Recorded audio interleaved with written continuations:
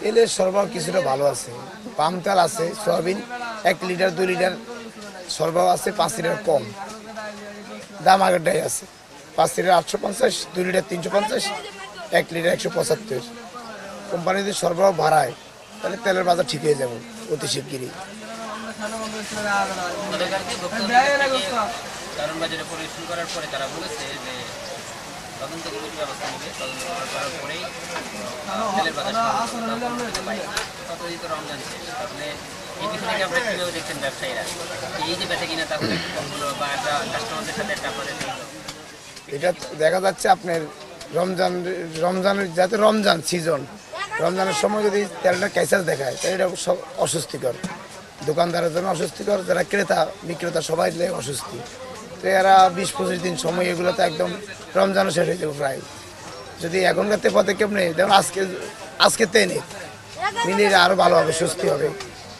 যারা কিনতে আসতেছে অনেকে সোয়াবিন 5 লিটার পাম তেল নিতেছে না, অস্বস্তি, রমজান মাস তেল পাচ্ছে না। সয়াবিন তেল যেরকম আপনার পুষ্টি কোম্পানি যে মিলে মাল দিতেছে, গতকালকে পুষ্টি তেল আছে, পরশু দিনে পুষ্টি সয়াবিন তেল আইছে। কিন্তু যদি ফ্রেশ, রূপচাঁদা, তীর, বসুন্ধরা সবাই যদি একসাথে মানে কারণ বাজার মাল দেয়, তাদের সরবরাহ ঠিক রায় তো সব দোকানে সয়াবিন তেল পাওয়া যাবে। কারণ এক কোম্পানি যদি বাজারে মাল দেয় এত বড় কারণ বাজারের মধ্যে, তাহলে তো কোনো দোকানে 2 কার্টন 1 কার্টন এমনি তো দোকানে তেল থাকে না। সবাই যদি গাড়ি দেয়, যেরকম রূপচাঁদা দেয় 1 সপ্তাহ মাল দেয় না, তীর গতকালকে 5 লিটার 1 কার্টন 4 পিস থাকে, 1 কার্টন দিয়েছে আমার ঘরে। আর ফ্রিজ দিয়েছে 2 লিটার 4 কার্টন। আর বসুন্ধরা তো কয়েক মাস ধরে মালই দেয় না বাজারের মধ্যে। আর পুষ্টি মাঝে মাঝে দেয়, কিন্তু পুষ্টি কত দিন ধরে একটু সব দোকানে একটু বেশি পরিমাণ দিতেছে, 2 কার্টন 4 কার্টন মিলে দিতেছে। তো সব কোম্পানি যদি সরবরাহ ঠিক রাখে তাহলে দেখা গেছে সব দোকানও পাওয়া যাবে, সংকট আর থাকবে না। এই রমজানে এই সংকট কাটবে বলে মনে হচ্ছে কিনা? সংকট কাটবে যদি কোম্পানি সরবরাহ ঠিক রাখে, মেন হচ্ছে কোম্পানির মাধ্যমে সব কিছু। ওরা আপনাদের কিছু জানিয়েছে যে আসলে সংকট কাটবে বা তারা দিতে পারবে না এরকম?